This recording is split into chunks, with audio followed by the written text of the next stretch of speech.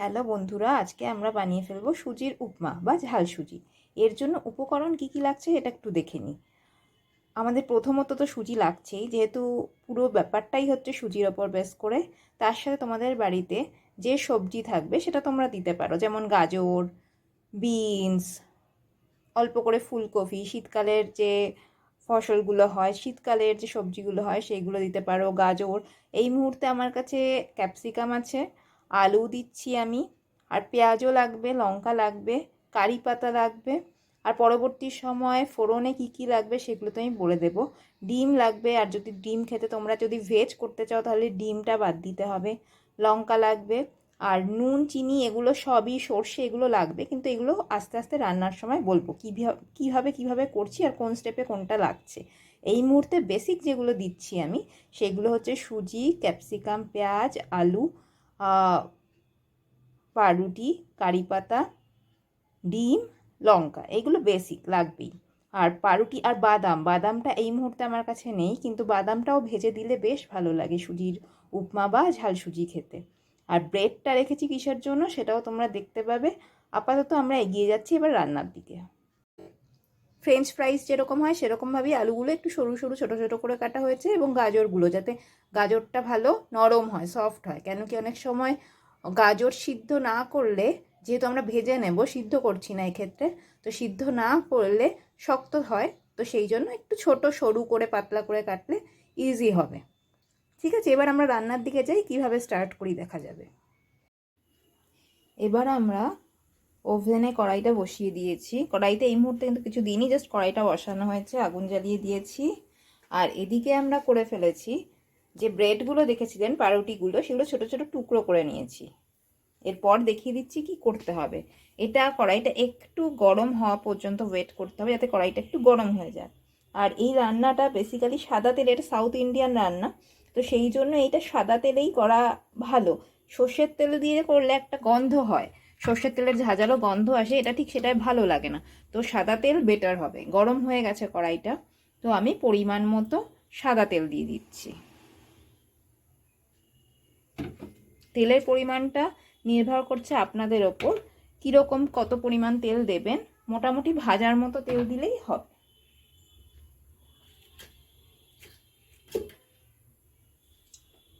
কিছুক্ষণ তেলটা একটু গরম হোক। ভালোই গরম হয়ে গেছে। এবার যে ছোট ছোট ব্রেডের টুকরোগুলো, ওগুলো আমি এক এক করে ছেড়ে দেব। দেখুন,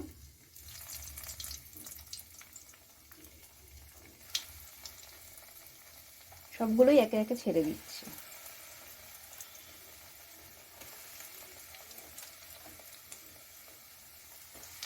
খুব বেশি আঁচ কিন্তু থাকবে না, আঁচ একদম কমানো থাকবে যখন আমরা এই পাউরুটিটাকে ভাজবো কড়াই দিয়ে। দেখুন আস্তে আস্তে লাল হয়ে যাবে, লাল হয়ে গিয়ে না ক্রিস্পি হয়ে যাবে। খুব বেশি কিন্তু আঁচ দেব না,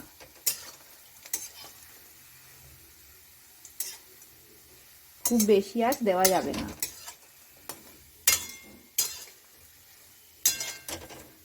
বেশিক্ষণ সময়ও লাগে না, খুব একটা বেশি সময় লাগে না।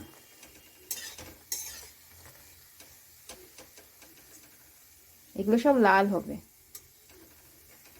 লাল হলেই ক্রিস্পি ব্যাপারটা আসবে।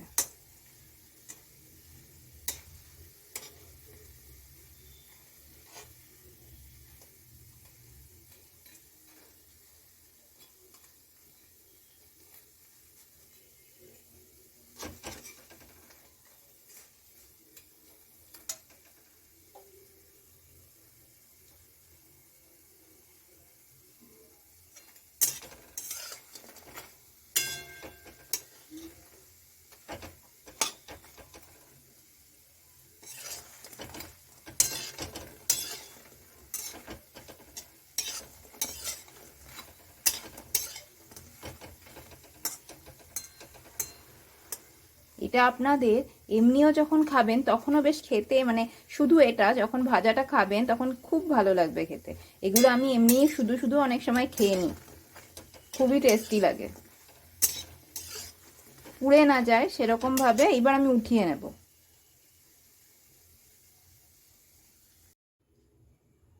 ব্রেড ক্রাম্বটা আমি তুলে রেখেছি, যেগুলো পাউরুটিগুলো ভাজলাম সেগুলো তুলে ফেলা হয়ে গেছে।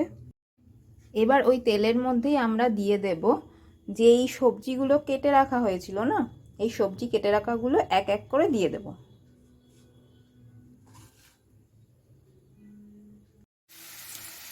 আলু দিয়ে দিলাম ভাজার জন্য। আস্তে আস্তে সব সবজিগুলোই দিয়ে থাকবো, এখন ধিমে আঁচেই থাকবে, খুব একটা বেশি আঁচ দেওয়া যাবে না, এখন ধিমে আঁচেই থাকবে। এটায় না হলুদ ছাড়া হয়, এটা হয় সাদা রঙের, সেজন্য হলুদ দেওয়া যাবে না, হলুদ অ্যাভয়েড করলেই ভালো। এর মধ্যে কালারফুল সবজিগুলো খুব ভালো লাগবে।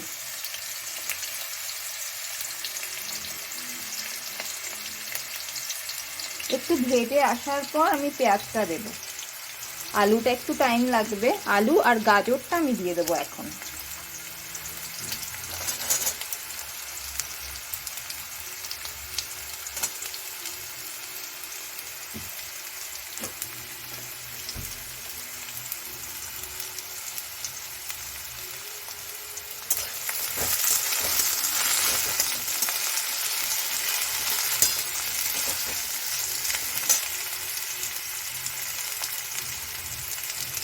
কালো যেগুলো দেখা যাচ্ছে ওগুলো কিন্তু কোনো মশলা নয়, আমরা যে পাউরুটিটা ভাজলাম সেটারই ছোট্ট টুকরো, ওগুলো থাকলে কোনো অসুবিধা নেই। এটা একটু ভাজা হয়ে যাক।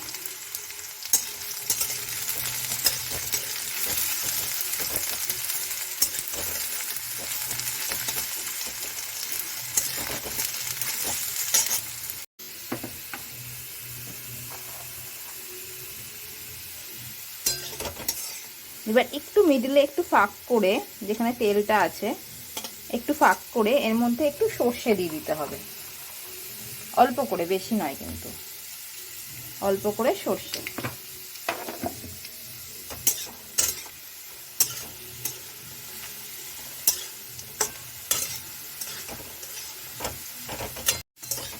সর্ষে দিয়ে ফোড়ন দেওয়া হয়ে গেছে, এর মধ্যে গাজর আর আলুটা ভাজা হয়ে গেছে প্রায়। এবার আমরা দিয়ে দেব কুচনো পেঁয়াজ, পরিমাণ মতো, সবকটাই পরিমাণ মতো, সদস্য সংখ্যা বুঝে আপনাদের পরিমাণ মতো পেঁয়াজ, সব সবজিগুলি আপনাদের পরিমাণ মতো দিতে হবে।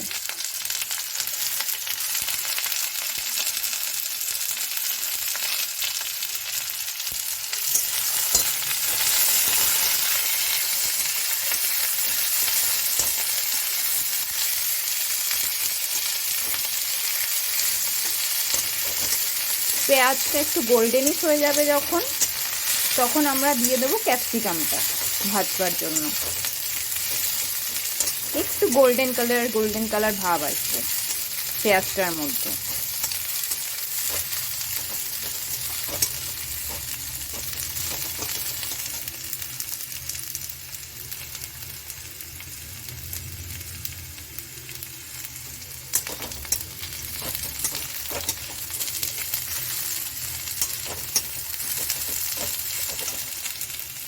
এবার আমাদের কাছে রয়েছে দেখুন ক্যাপসিকাম আর লঙ্কাটা আছে, এটা আমরা দিয়ে দেবো। লঙ্কা ক্যাপসিকাম কমপ্লিট হয়ে গেল দেওয়া। এবার একটু নাড়িয়ে নিই, সবজিগুলোকে একটু সতে করে নিতে হবে।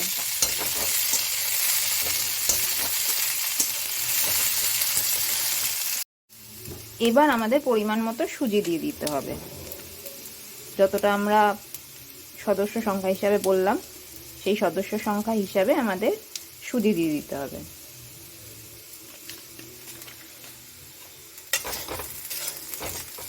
এইগুলোর সাথেই কিন্তু এটা এরকম ভাজা হবে, এমন নয় যে দেখে যেটা মনে হচ্ছে যে সবটাই তো সুজি কিরকম সাদা হয়ে গেল, এটা কিন্তু থাকবে না। সবটার সাথেই এই সবজিগুলো যে ভাজা হলো তার সাথেই কিন্তু আমাদের এই সুজিটাও দিয়ে দিতে হবে। আর একটু দিয়ে দিই সুজিটা কিন্তু ব্রাউন হওয়া পর্যন্ত আমাদের ওয়েট করতে হবে, বুঝতে হবে, এইখান থেকে একটু বুঝে চলতে হবে, কেন কি সুজি কিন্তু খুব তাড়াতাড়ি লেগে যায়, আর সুজিটাকেও কিন্তু আমাদের ভাজতে হবে প্রপার ওয়েতে, আর খুব এই সময় একটু হাতটা নাড়াতে হয়, মানে খুব নাড়াতে না পারলেই লেগে যায় সুজিটা। আর আঁচ কম থাকবে, আঁচ একদম এই যে কমিয়ে দিতে হবে, একদমই দেখা যাচ্ছে না হয়তো, কিন্তু আঁচ একদম কমানো, আঁচ বাড়ালেই ধরে যাবে। এই সময়টা একটু হাতে ব্যথা হবে, কেন কি করেই যেতে হবে এই সময়টা, নয়তো লেগে যাবে সুজিটা।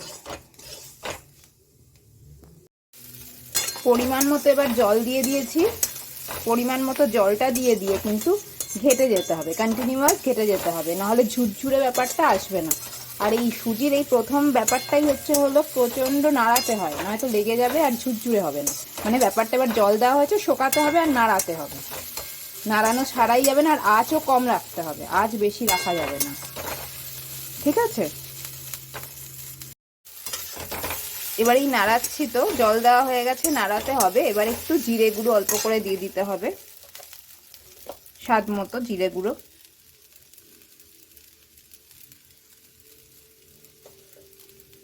অল্প জিরে গুঁড়ো দিয়ে দিলাম, স্বাদ মতো নুন দিতে হবে, সবকটাই স্বাদ মতো দিতে হবে।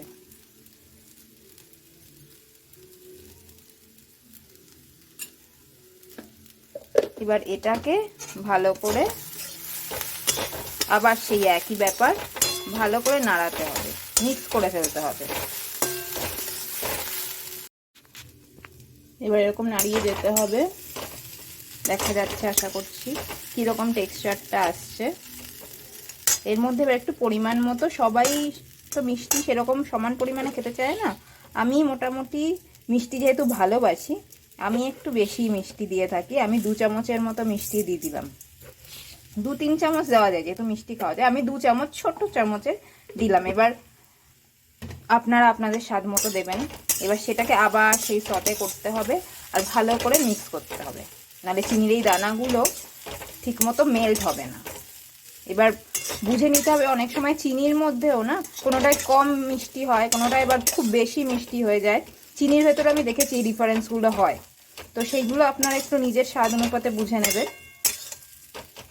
টেক্সচারটা দেখুন এরকম আসবে, মানে আরও ঝুরঝুরি হবে, এখনও আরও বাকি আছে। লাস্ট টাইম আমি যেটা পুরো কমপ্লিট হওয়ার পর আমি দেখাবো কীরকম হবে।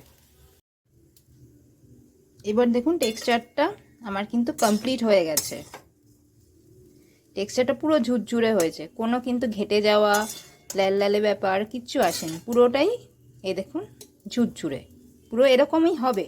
এখন সবার লাস্ট যখন সব কিছু কমপ্লিট, তখন আমাদের দিয়ে দিতে হবে এর মধ্যে, যেহেতু বললাম এটা সাউথ ইন্ডিয়ান ডিশ, তো আমাদের দিয়ে দিতে হবে এই যে কারি পাতা, পরিষ্কার কারি পাতা একটু ছড়িয়ে দিয়ে আবার একটু সতে করে নিতে হবে, জাস্ট একটু নাড়িয়ে নিতে হবে যাতে গন্ধটা ভালো আসে। কারি পাতার একটা নিজস্ব গন্ধ আছে, ওই গন্ধটা যাতে আসে তার জন্য বেশিক্ষণ না, অল্প কিছুক্ষণ একটু ঘেটে নিতে হবে।